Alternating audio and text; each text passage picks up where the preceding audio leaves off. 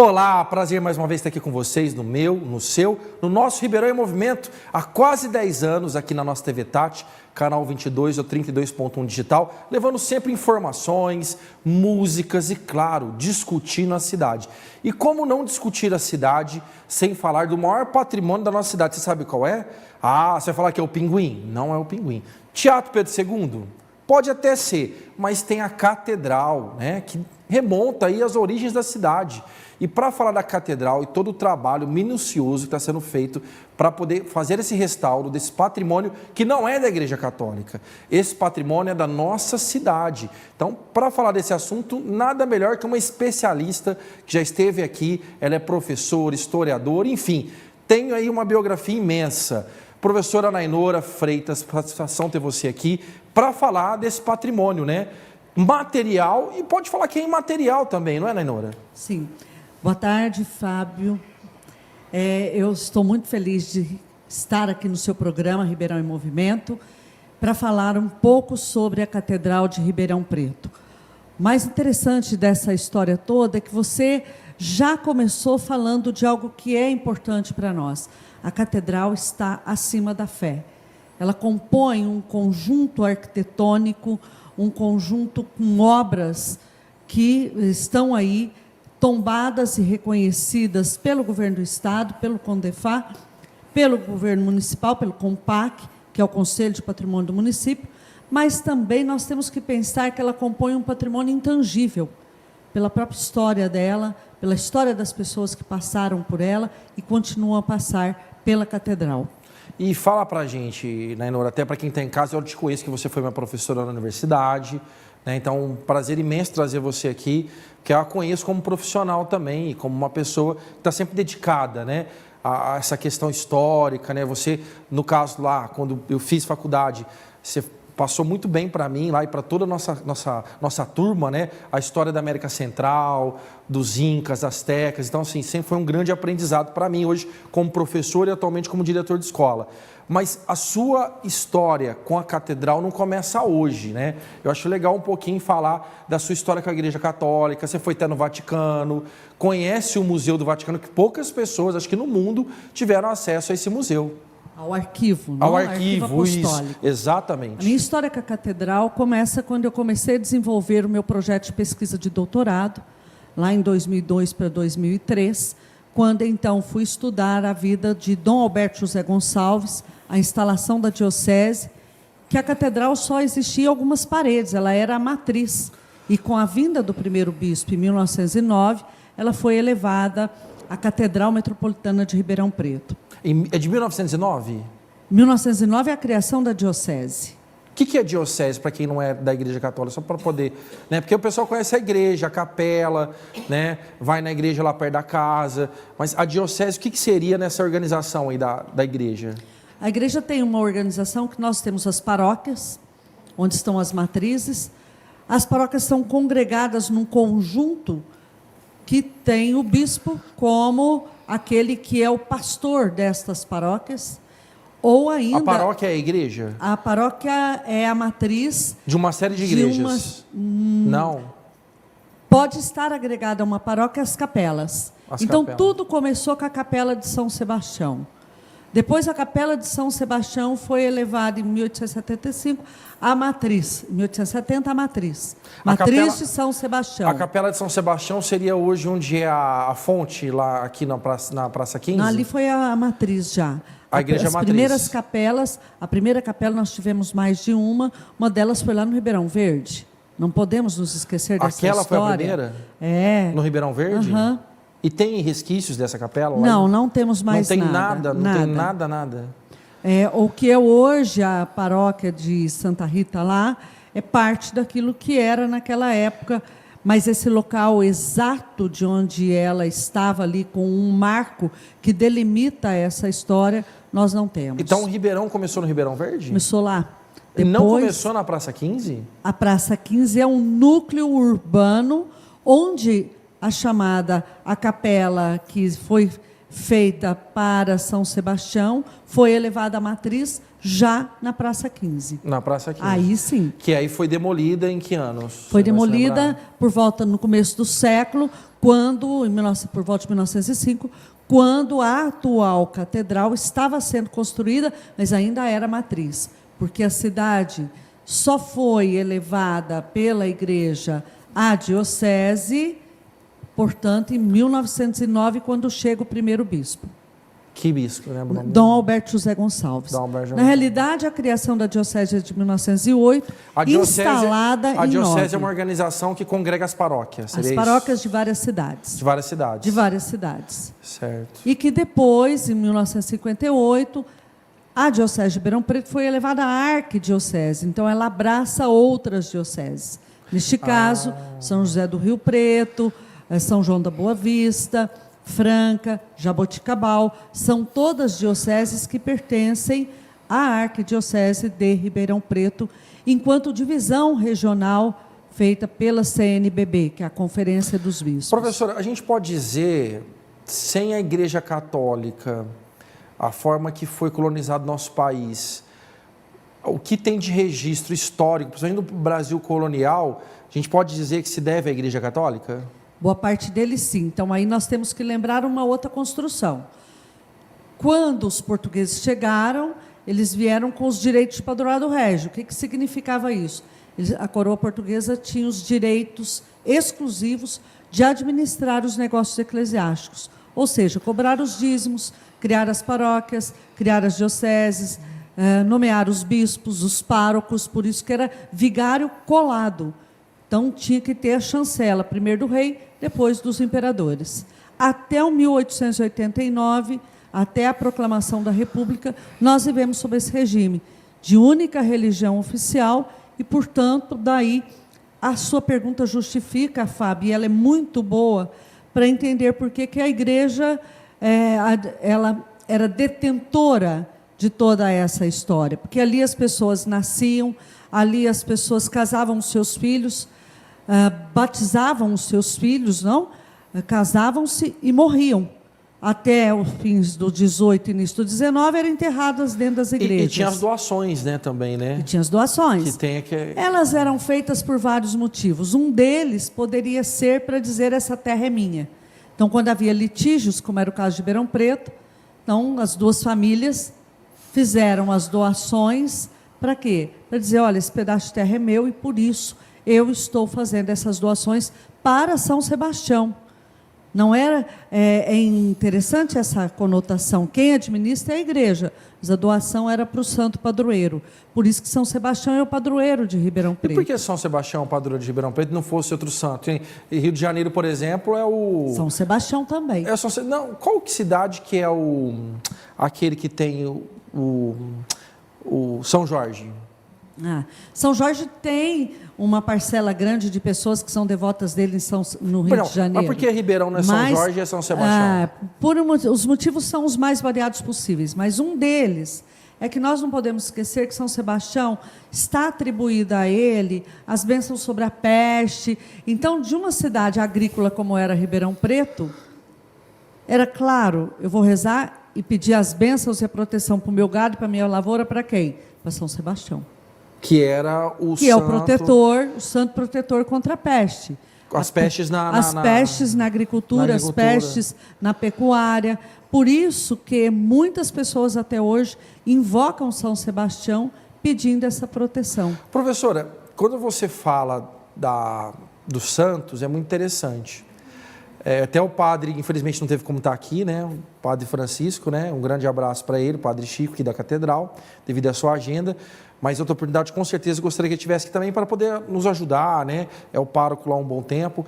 Mas quando a gente estuda a Grécia Antiga, que eu fiz história, essa questão não é o santo, mas o Deus da agricultura, o Deus da beleza, a gente percebe que existe uma sintonia. Parece que esse arquétipo dos...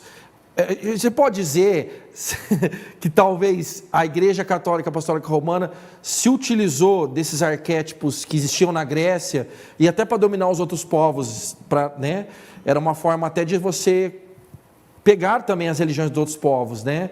E ter ali uma coerção social. Eu não vou usar a palavra arquétipo, porque nós entraríamos numa outra discussão. Isso, é. Mas eu vou usar uma outra questão. As deusas, por exemplo, do Império Romano, foram substituídas pela Virgem Maria e pelas santas e santos católicos. Da mesma forma que nós vimos isso acontecer aqui na América Latina e no Brasil. Então, com a religião oficial, culto obrigatório, eu tenho que encontrar uma brecha. E essa brecha foi encontrada desta maneira. Na cultura popular. Isso, na cultura popular. Então, por isso que nós vamos encontrar Nossa Senhora da Imaculada Conceição e Iemanjá.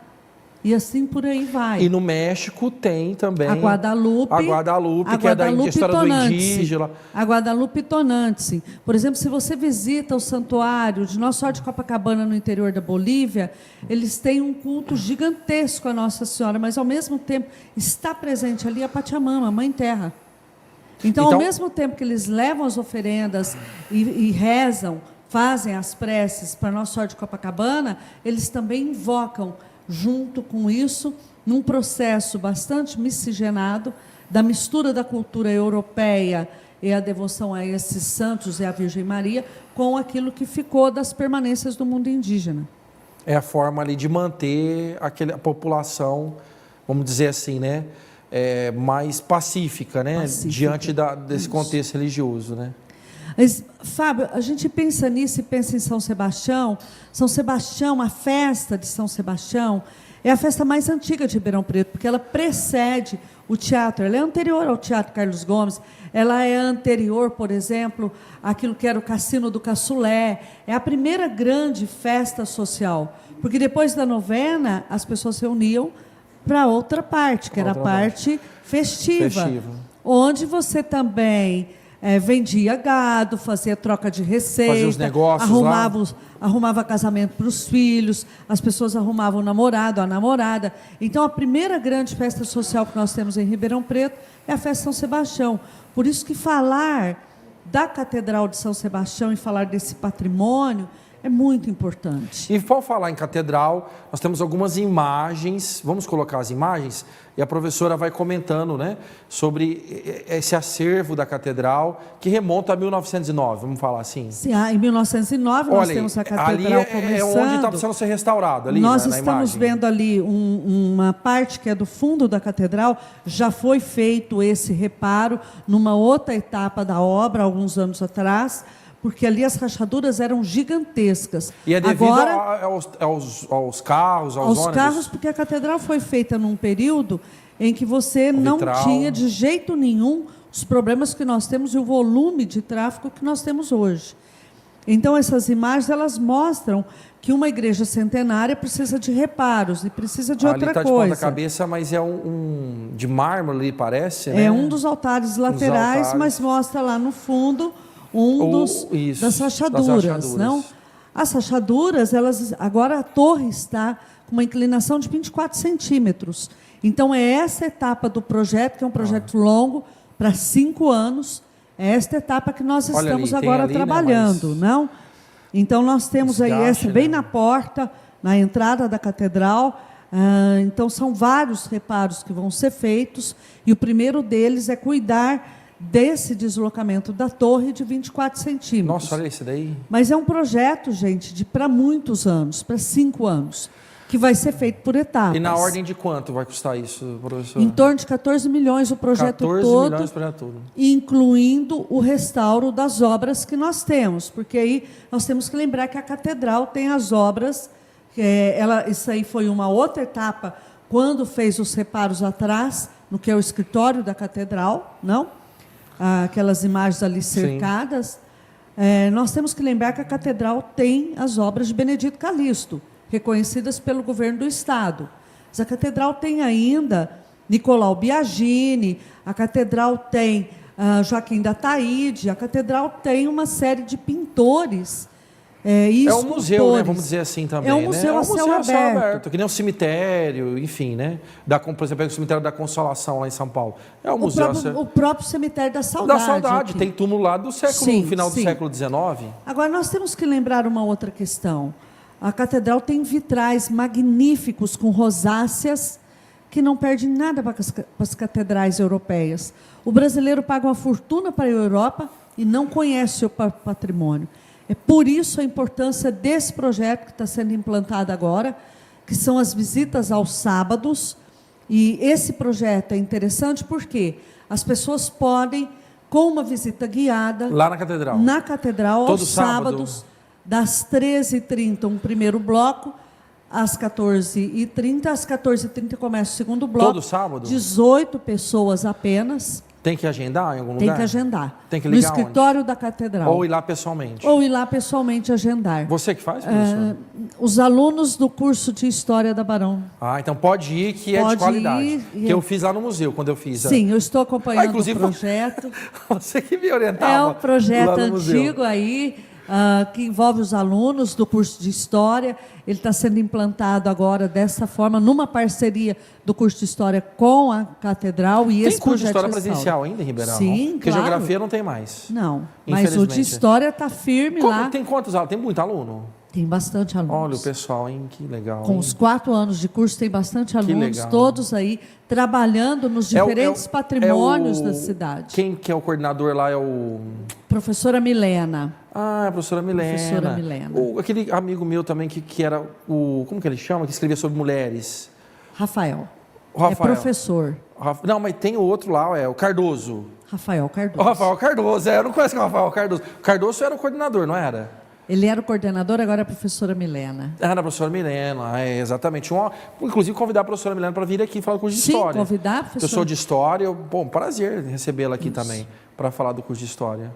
Que é tradicional em Ribeirão também, que é tradicionalíssimo, tem mais de 50 anos. Muita gente que dá aula hoje aqui em Ribeirão passou pelo Barão de Mauá e passou pelas Montanhas da Inora. Inclusive eu, meu amigo professor Roberto Toffoli e muitos outros aí que estão na direção de escola, estão lecionando. Professor, eu queria agradecer a sua presença. Se você tiver mais alguma informação para passar sobre a catedral, fique à vontade. Nós Como estamos ajudar? Em tempos das redes sociais, nós temos uma rede social importantíssima chamada Salve a Catedral. Então, por favor, nos siga no Instagram, no Facebook, Salve a Catedral, compartilhe as nossas postagens, contribua. Nós vamos ter agora um concerto na Catedral com a Orquestra Sinfônica, numa parceria. E em maio, uma grande quermesse junina na frente da Catedral. Que dia que vai ser o concerto? Já tem data? O concerto é 13 de abril e a quermesse 24 e 25 de maio. E que tiver lá, manda para a gente que divulga aqui também. Muito obrigada, eu que agradeço, Fábio. E vamos juntos salvar a Catedral, que não é só salvar a igreja, é salvar a história de Ribeirão Preto, que com toda certeza passa também pela Catedral. Mas não sai daí, tem mais Ribeirão em Movimento, agora a gente vai falar de livro, vamos falar de encontros na cidade. Então, só essa passagem de cena e já vamos com outra convidada aqui. Voltamos, agora vamos falar de lançamento de livro. Eu estou aqui com a multiartista, pesquisadora, professora Aline Nelly. Prazer ter você aqui com a gente, Aline. E eu sei que a sua agenda está lotada, que foi difícil marcar com você, mulher. Que agenda que é essa? Tudo bem? Tudo bem. Primeiramente, eu que agradeço pela oportunidade de vir divulgar o livro e conseguimos marcar. Conseguimos. Mas vamos falar para a gente, é o primeiro livro seu? É o segundo livro. O primeiro livro foi publicado ano passado, que chama Enquanto Minha Terra Vive, que é uma homenagem aos biomas brasileiros, ao povo preto e aos povos indígenas do Brasil. E é um livro de poesias. E agora é o meu primeiro livro infanto-juvenil. Que legal, Aline. E o que fez você se enveredar para a literatura juvenil? O que te tocou a escrever para os jovens, para as crianças?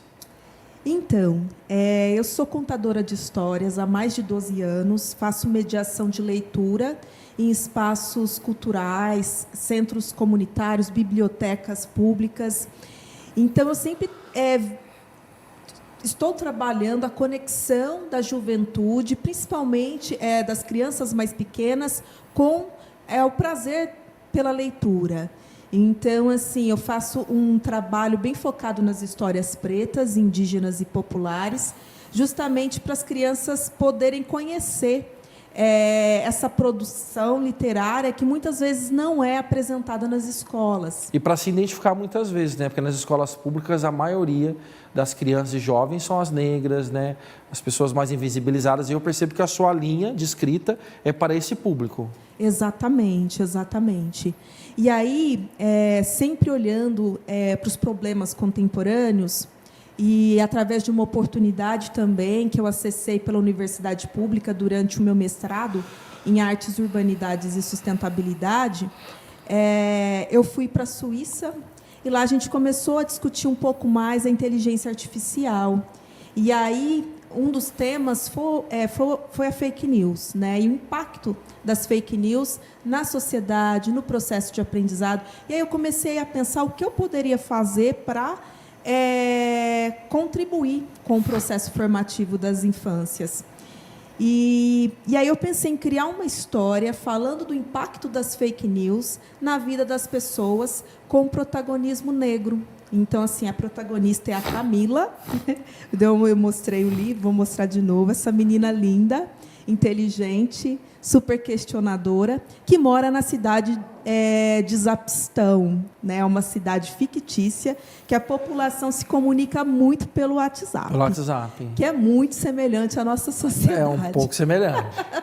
E aí está aberta a temporada de confusão, né? E aí eu não vou dar spoiler do meu livro, porque o lançamento vai ser dia 12 de abril, às 15 horas, na Biblioteca Sinhá Junqueira. Que legal, 12 de abril. Vai ser num sábado? Isso, vai ser num sábado, e eu vou fazer a mediação de histórias também. Que então, legal. As crianças, os adultos vão me assistir contando a minha história. Eu que sou contadora, contei tanto histórias de outras pessoas, agora vou contar a minha própria história. Mas você se inspirou em alguma jovenzinha, em alguma menina, para escrever a história? É Alice o nome dela? É Camila. Camila, a estrela, da Camila. Isso. Você se inspirou em alguém? Olha, teve muitas crianças parecidas com ela, mas tem uma coisa interessante. Eu nunca tive a oportunidade de ler uma história na minha infância com uma personagem parecida comigo. Eu falei, nossa, eu quero uma personagem parecida comigo. Mas, conversando com o ilustrador, eu não falei assim, nossa, faça uma criança parecida Sim. comigo. Mas, falando disso, né, dessa experiência de nunca ter tido a oportunidade, ele idealizou uma menina muito parecida comigo quando eu era criança. E o perfil dessa menina, as suas características, parecido? Se inspirou em você também como criança? Ficou muito parecida, Olha sim. só, Ficou muito legal. parecida.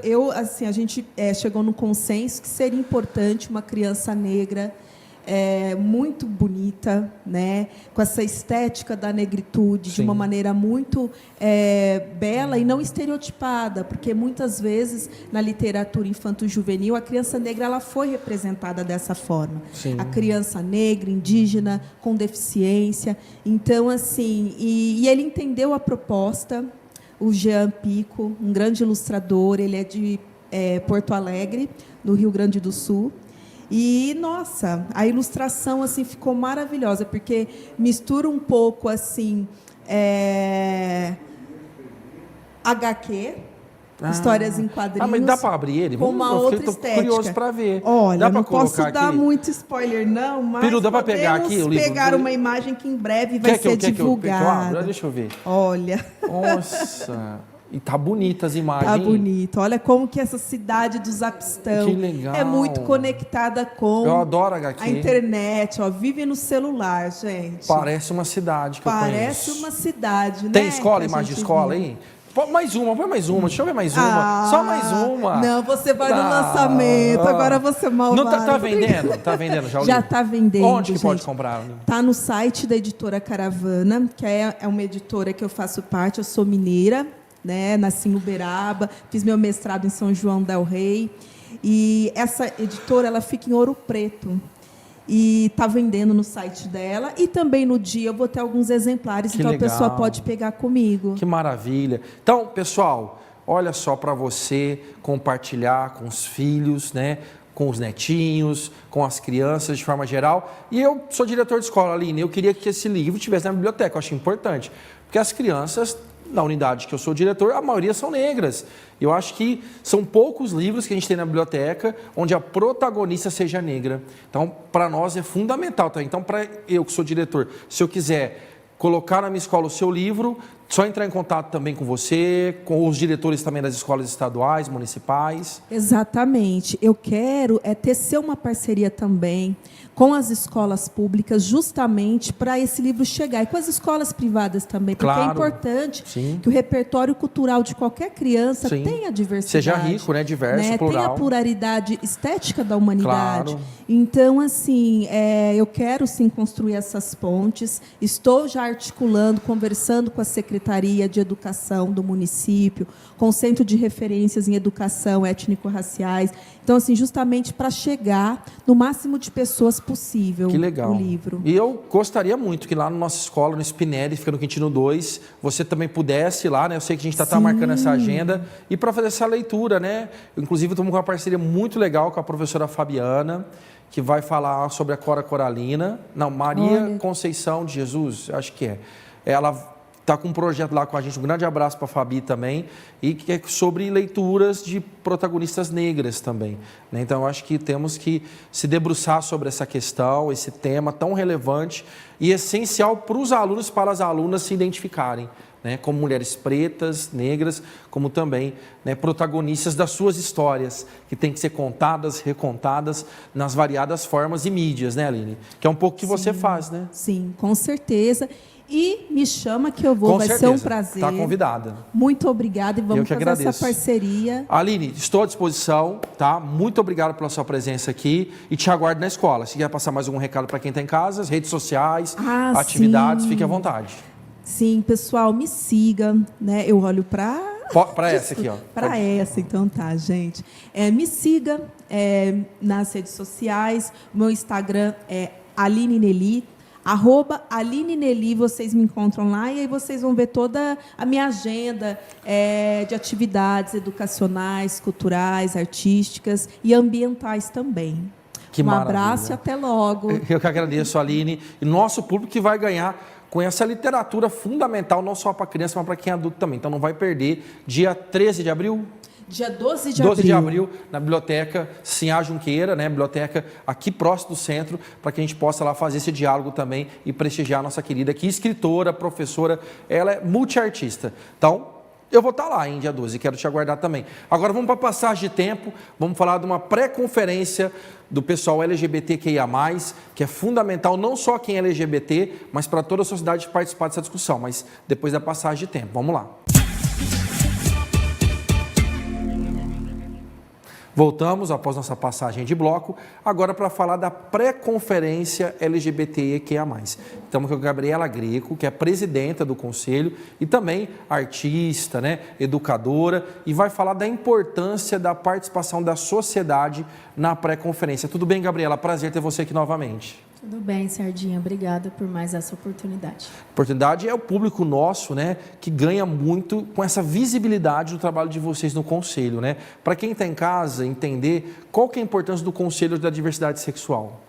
O Conselho, Sardinha, ele vai trabalhar através, né, uma voz da população, da sociedade civil com o poder público, vai trazer demandas para o poder público, vai lutar pelas nossas pautas, vai acompanhar o trabalho da Câmara Municipal e também pode promover eventos, promover ações, que é o que a gente tem feito bastante também, além dessa articulação com o poder público, né, com o acompanhamento dos vereadores também, o que estão fazendo na nossa pauta.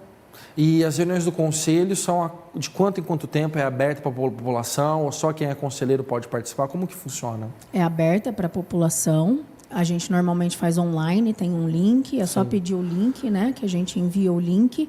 Conselheiros participam, a sociedade civil, o poder público também, quem quiser participar, pode uma participar, vez por mês. Uma vez por mês. A ordinária. Se tiver alguma reunião extraordinária, a gente realiza mais vezes. Eu já fui de conselho municipal também. O conselho de vocês, ele é um conselho deliberativo ou consultivo? Eu vou explicar aqui a diferença, né?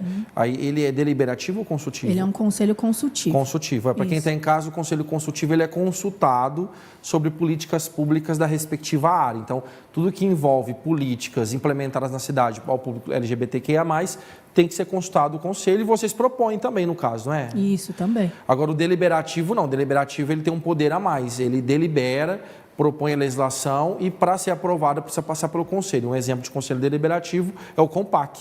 Né? Para qualquer tombamento de patrimônio material na cidade, o COMPAC tem esse poder de, né, trazer o tombamento, aí, como outros também, Conselho Municipal de Educação, Conselho Municipal da Juventude, que eu fui presidente. Mas você, como presidenta do conselho, Gabriela, vocês estão organizando, né, essa grande pré-conferência? Isso, a pré-conferência ela faz parte da programação da Conferência Municipal dos Direitos das Pessoas LGBTQIA+, e ela vai ser agora, no dia 15 de março. Né? A gente já teve escutas periféricas também, a gente ouviu populações nos bairros periféricos, e no dia 12 de abril, 12 e 13 seria, mas a gente vai fazer no dia 12 somente, lá na USP, a conferência. Ah, então você vai ter a pré e a conferência. Isso. A pré que dia que é? Agora, no dia 15 de março, no Palace. No Palace. E a pré-conferência, o que vocês vão debater? O que vocês vão discutir? De que hora que vai acontecer? Vai ser das 8h30 às 13 horas. Certo. A gente já vai começar a falar sobre os eixos temáticos, porque como proposta do Conselho Nacional, vem os eixos temáticos, que são 4 eixos, né? Sim. Que vai falar de trabalho, de violência, de interseccionalidade também, de políticas públicas também. E teremos palestrantes para começar a falar sobre o assunto para nos ajudar a esse debate. Esse debate. Aí vocês vão fazer esse debate, vão discutir os temas. E aí depois, após esse debate, aprova-se algum documento? Agora não, na pré-conferência não. Não. Né? Ele vai fazer parte, é lógico que a gente vai ter um documento da pré-conferência também, que vai ser feito junto com o documento da conferência e das escutas também.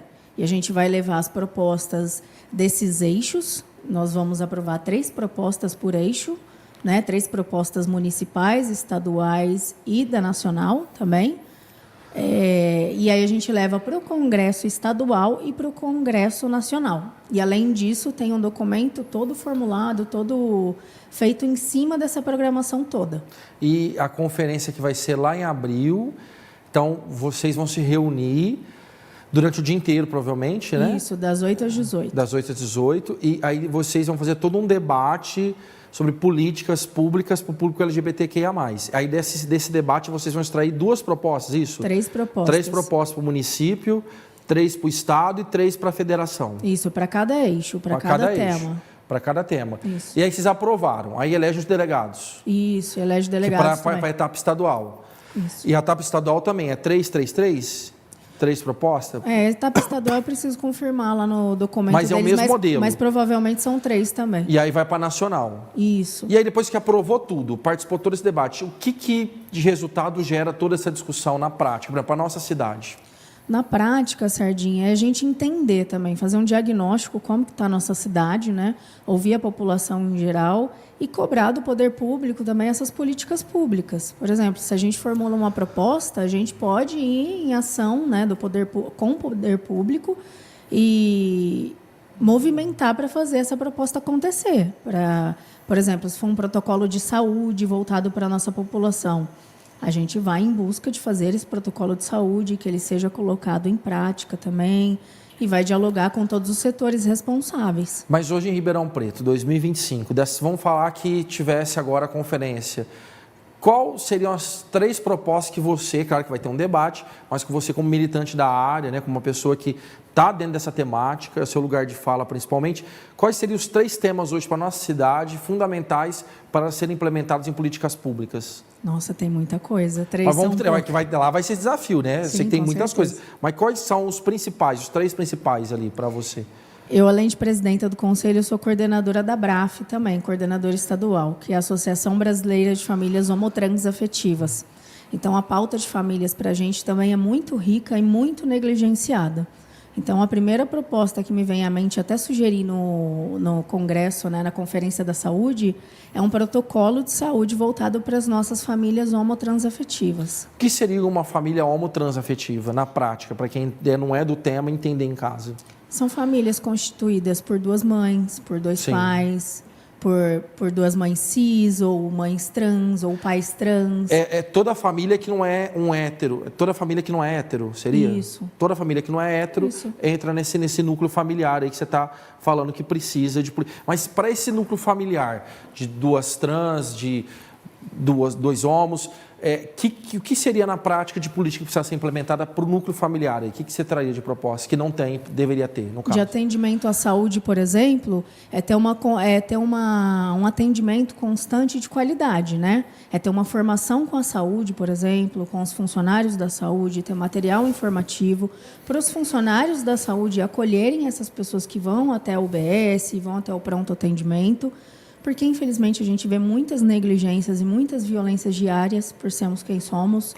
Né? Um casal que vai até um atendimento sofre violência, às vezes na própria recepção, às vezes no atendimento, às vezes no momento do parto, se são duas mães. Então, a gente vê muitas violências, assim, das mais diversas. Então, é uma prática comum na área da saúde, essa falta de tato, de respeito às famílias trans, homos. Isso. E pessoas também solo, né? Pessoas que estão sozinhas também. Mãe solo, pai solo também é muito comum. Né? E também para a educação também na mesma pegada de famílias, né? Nessa mesma temática, é muito importante também a gente começar a trabalhar. Você que é um educador, a gente começar a trabalhar dentro da escola, com os professores e com as famílias também. Porque, além de adolescentes, a gente tem as famílias homotrans afetivas também. Claro, sim. E esse é um tema. Qual seria o tema que você acha que é de fundamental importância também? Uma coisa que é muito importante aqui em Ribeirão, a gente tem muitas, né? Mas é ampliar o ambulatório de sexualidade que trata muito a nossa população trans. Então, seria a criação de um ambulatório trans mesmo. Para o público trans. Só para o público trans. Exatamente. Que depois poderia ser ampliado para toda a nossa população LGBT+. Esse ambulatório seria para exames, são essas questões assim, voltadas para atendimento. Hormonização. O ideal seria que fosse para toda a nossa população. Certo. Porque, por exemplo, uma mulher lésbica, a gente sabe que é negligenciada também numa consulta ginecológica, muitas vezes. É negligenciada? Sim. De que forma que essa negligência acontece? Tem muitas violências, né? Eu, por exemplo, já passei por pelo menos 5 consultas que eu fui muito violentada ou... Na própria entrevista e até mesmo no exame. Já por mulheres mesmo que não tiveram cuidado, médicas que não me examinaram quando eu me acreditava, por exemplo, mais nova, não tinha me assumido, não acreditava que eu era uma mulher lésbica, mas bissexual, não falava em toda a consulta, eu não passava pelas violências que eu passo hoje, por exemplo. Às vezes tem um receio de examinar a mama, às vezes a gente percebe que examina com uma agressividade maior, faz o exame, fala que alguns protocolos não são necessários para nós, que somos lésbicas. Você vê que interessante, Gabriela, você trazer esse tema. Nós somos héteros, eu não imaginava que tinha esses problemas. A gente não imagina, né, que tem esse tipo de dificuldade, porque isso eu acho que é uma coisa, é uma aberração isso, né, isso acontecer. Não dá para um ser humano lá, mas é por isso que você, nessa fala, você traz a importância da conferência, né, inclusive falar disso aqui, né, uma TV aberta. E qual o último tema que você acha que é importante também, né, falamos de 2, né, das famílias, e qual que seria o outro? Tem diversos temas, né? Eu acho que a cultura também é muito importante. Emprego. A gente pode falar... Emprego é muito importante para a nossa população. Parece que não para quem está fora, né, do universo LGBT, mas a gente também... Somente 25% dos nossos LGBTs, no ano passado, saiu a pesquisa, estavam com carteira assinada. Isso se deve ao preconceito. Exatamente. Os empresários têm essa dificuldade de contratar. É claro que isso é velado, né? Que nem um racismo. Não vai se falar isso. Exatamente. Mas quando vem os números, isso fica evidente, né? E em cultura também, falando um tema a mais, para a gente desenvolver mais ações culturais com a nossa população também. Hoje existe cota para LGBTQIA+, concurso público? Que eu saiba, não. E você acha que seria uma iniciativa interessante ou não? A gente teria que debater muito bem, né? Você acha que surge no debate? Pode surgir. Da conferência? Já surgiu em algum debate isso? Não, que eu estivesse, não. E também tem outra questão, só para fechar, que eu acho que vai para a proposta lá, eu acho, para vocês.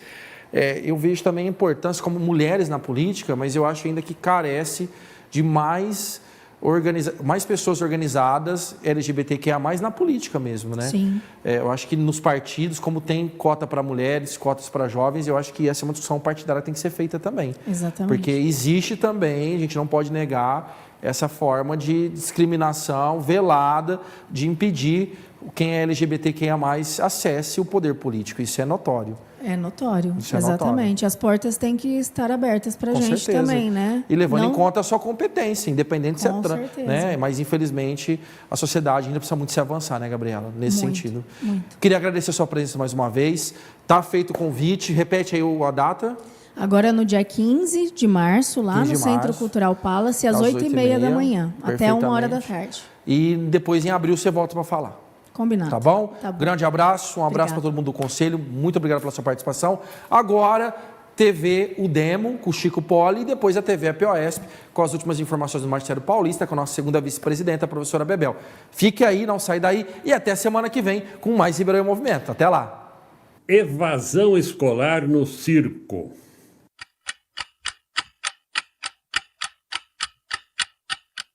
A toque de caixa, a SEDUC vem eliminando o curso noturno das escolas da rede pública estadual, alegando o quê? A falta de alunos. No mesmo ritmo, alunos trabalhadores do ensino médio estão abandonando a escola, alegando o quê? Falta de vagas no período noturno. Questionada e pressionada, a SEDUC tenta se defender alegando: não é verdade. O aluno que comprove o trabalho com documentos oficiais tem garantida a vaga no noturno. Em resumo, aquele que apresentar um comprovante do emprego ou do trabalho, mediante declaração do empregador ou registro em carteira, teria assegurada uma vaga no noturno. Em qual escola? Não se sabe. E aqui cria-se uma situação surrealista. Um aluno que apresente um atestado falso de trabalho tem direito a uma vaga no noturno, embora não trabalhe. Já um aluno que realmente trabalha, mas que não pode apresentar o mesmo documento, não tem o mesmo direito. Mas o maior problema é o seguinte: em 2024, na faixa de 14 a 17 anos, a taxa de informalidade foi de 45% dos ocupados. Para a SEDUC, trabalhador na informalidade não é trabalhador. Então, numa penada, a SEDUC conseguiu cortar 45% das vagas no noturno. E a caça continua. Escolas que ainda têm o noturno são visitadas quase que diariamente para certificar se elas realmente precisam do noturno. É óbvio que a orientação é forçar a barra para fechar o noturno. Segundo o Unicef, a necessidade de trabalhar é a principal causa de evasão escolar. A secretaria que estimula a evasão do aluno trabalhador é a mesma que pretende passar a imagem de que está muito preocupada com esse problema, criando um projeto de monitoramento de estudantes em risco de evasão. Esse projeto, pareado com a busca ativa, envolve a SEDUC, as diretorias de ensino e as unidades escolares, segundo eles, permitindo o acompanhamento individualizado de cada estudante identificado como em risco de evasão. A partir de 3 ausências letivas consecutivas, o monitoramento é iniciado. E ele compreende identificação do fato gerador de ausências, convocação e notificação dos responsáveis, consulta aos colegiados internos, encaminhamento ao conselho tutelar. E quem tem de fazer tudo isso? A escola, a gestão escolar. Ou seja, a SEDUC criou o problema. A gestão escolar tem de resolvê-lo, ou ao menos mostrar serviço, para que se passe à comunidade a imagem de que a evasão está sendo tratada com seriedade e celeridade. Olha o circo aí, gente. Localizados os responsáveis pelo aluno, eles serão notificados para comparecerem à unidade escolar. Não comparecendo, no prazo de 5 dias é enviada uma nova notificação. Novamente, não comparecendo, os gestores deverão consultar os colegiados internos da escola para avaliar a situação do estudante, ou seja, APM, Grêmio e Conselho Escolar. Este último, Conselho Escolar, em caráter opcional. Caso os órgãos colegiados internos sejam favoráveis, vamos repetir, caso os órgãos colegiados internos sejam favoráveis, é recomendado, vamos repetir, é recomendado o encaminhamento do caso do estudante ao Conselho Tutelar pelo diretor, o supervisor e o dirigente. Se os órgãos colegiados internos não forem favoráveis, fim da famosa busca ativa. É só, isso é tudo. Para a SEDUC, acabou o problema. Viram quanta agitação na escola, carente de funcionários, de agentes de organização escolar, na comunidade escolar, como se os pais fossem culpados, e na diretoria de ensino? Isso é o que interessa a SEDUC, passar a imagem de que está ativa e operante. É muito barulho por nada. Mas é exatamente o que a SEDUC quer. Foco no problema e não na solução. O problema do aluno não foi resolvido, mas isso é um mero detalhe. O show não pode parar, o circo tem de continuar. Parece que tudo é feito para desviar o foco da verdadeira culpada, a SEDUC. É fácil criticar a SEDUC. Aliás, está ficando cada vez mais fácil criticar a SEDUC, porque eles erram tanto e tratam a questão educacional de forma tão anti-educacional e ineficiente, na certeza da impunidade, da proteção do governador, que cada semana há uma piada nova no sistema. Sabemos que eles não querem resolver o problema da evasão.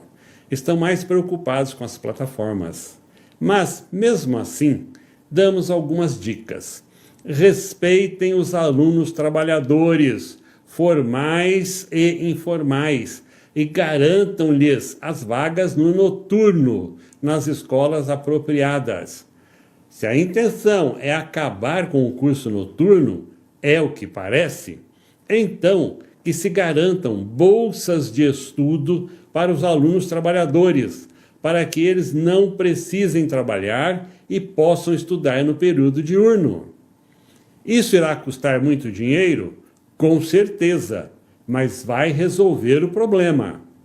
Com certeza também vai custar menos do que se gasta com plataformas infrutíferas, encontros de marketing e estruturas paralelas. Voltando à Unicef, há outras causas de evasão escolar no ensino médio, principalmente gravidez precoce e necessidade de tomar conta da família. A escola tem como resolver isso? Com a palavra, a SEDUC, a Secretaria Especial de Unidades Corporativas. Obrigado, colegas, pela atenção.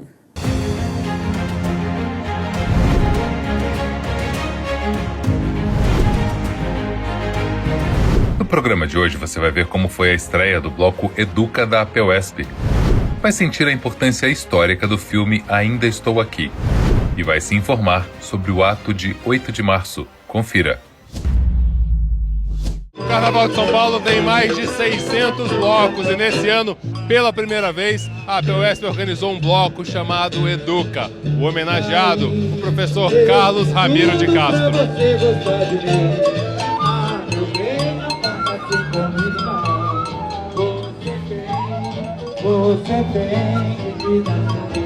O bloco se concentrou em frente à sede da APUESP e reuniu profissionais da educação de todo o estado. O homenageado foi o ex-presidente da entidade, o saudoso professor Carlão. A professora Bebel, segundo a presidenta da APEUESP, foi a madrinha do bloco neste primeiro ano na Avenida. Bom, primeiro por tudo que o Carlão representa para nós, não só a APEUESP, mas toda a classe trabalhadora do estado de São Paulo e do Brasil. Porque ele fazia uma luta inconteste para todas as categorias. E por que um carnaval? Porque ele amava carnaval, ele amava dança, ele era um folião, né? E não é... A gente só tem um jeito de homenagear o Carlão, com alegria. Então esse bloco, ele expressa isso, o que ele gostaria no dia de hoje. Que a gente fizesse, sei lá, uma homenagem simbólica, ou que a gente viesse, mesmo cantar é uma forma de manifestação, de luta. Sempre ele dizia isso. A arte, ela também é uma forma de luta. E o samba, enfim, o carnaval, para ele, era uma forma de expressar. Tanto que ele saía todos os anos nas escolas de samba. E o Carlão mora no nosso coração. No meu, de todo mundo. Carlão hoje é parte da história da APEUESP. Hoje é um dia de muita alegria e de muita homenagem a esse grande guerreiro, nosso querido Carlão. Foi presidente da APEUESP, sempre presidente. Eu tive a honra de ser o secretário-geral do nosso presidente Carlão. E esse bloco, Educa, ele chama a atenção da sociedade da importância da educação como política pública para a nossa população. É a APEUESP que luta o ano inteiro. E agora no Carnaval, aproveita esse momento para chamar a atenção de todos os foliões. Olhe com cuidado a educação de São Paulo. Esse ano vai ser um ano de muita luta pela educação. Nossa Assembleia no dia 21 de março. Isso, hoje, faz parte dessa maratona de luta. Todas as subsedes vão se organizar. Vamos plantar árvore para denunciar o descaso e o sofrimento de alunos e professores com esse calor extremo. E dia 21, vamos estar de novo na rua, gritando: cuide da educação do estado de São Paulo.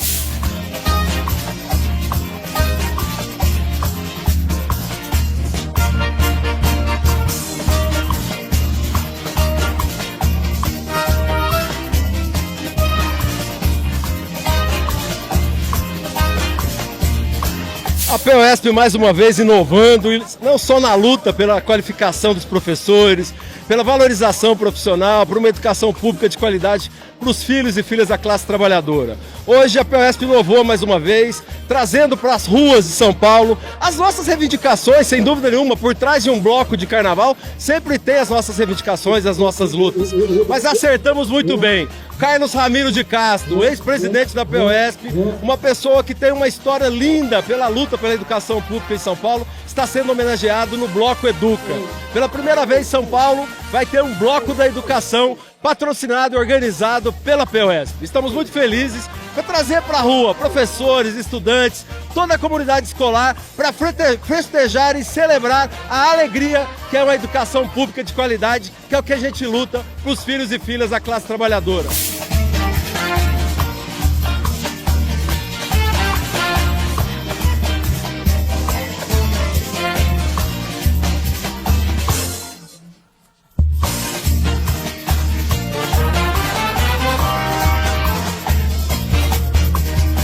O Carlão não tinha uma pessoa mais certa para homenagear nesse momento de luta, para uma educação melhor, para uma educação, um Estado, na verdade, que valoriza a educação e os professores. Nossa equipe conversou também com Júlia Castro, filha do homenageado, que representou a família.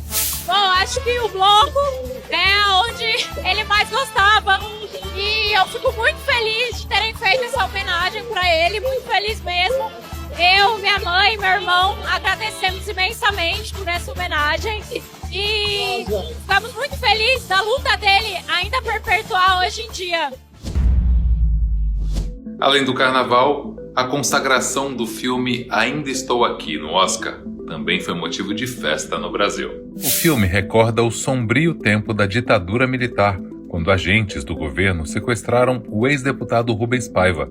A saga de Eunice Paiva, que durante 40 anos lutou para saber a verdade sobre a morte de seu marido, rendeu à atriz Fernanda Torres o Globo de Ouro de Melhor Atriz. Nós conversamos com o professor de História e diretor da APUESP, Flávio Azevedo Limas, sobre a importância do filme de Walter Salles Jr. Esse filme, ele veio no momento, vamos dizer assim, não é que veio tarde, né? Mas ele veio num momento muito importante por conta de uma turbulência mundial, sobretudo, não no recrudescimento, mas no avanço, né, da chamada extrema-direita no mundo. E no Brasil, isso está muito presente, essa extrema-direita no Brasil, né? Então o filme é um pouco o resgate dessa memória, né?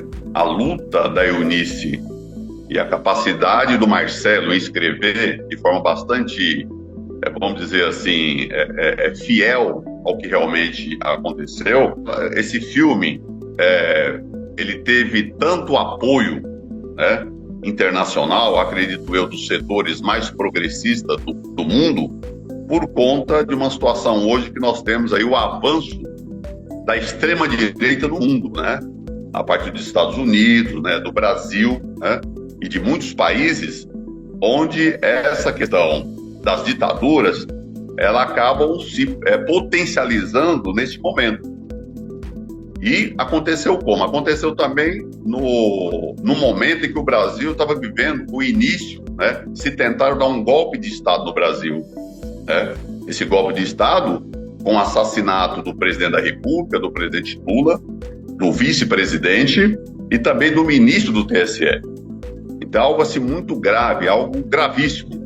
E que essa extrema-direita tentou apagar um pouco o brilho do filme, tentando colocar a questão ideológica nessa questão do filme, e que não pegou. Muito importante para o Brasil nesse contexto histórico. Até porque a própria narrativa do livro e o filme, né, Rubens Paiva, ele foi levado para um quartel militar, ele não foi lá para poder tirar impressões, ele foi lá para ser assassinado, né?